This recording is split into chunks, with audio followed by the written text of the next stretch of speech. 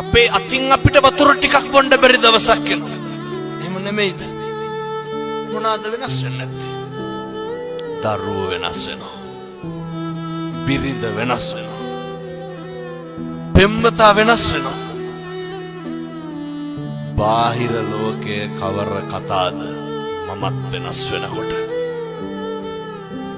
ඒ හින්දා කිසිම දෙයක් ගැන අදි탁සේරුවෙන් ඉන්න එපා.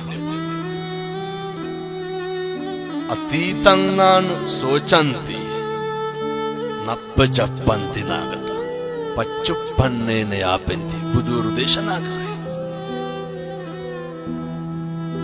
අතීතය ගැන හිතලා දුක් වෙන්න එපා. අතීතේ හිරකාරයෙක් වෙන්න නරකයි. ඔය මේ පින්නතුන්ගේ නැද්ද ජීවිතේ අතීතයට ගියොත් නිවැරදි කරන්න මොකක් හරි.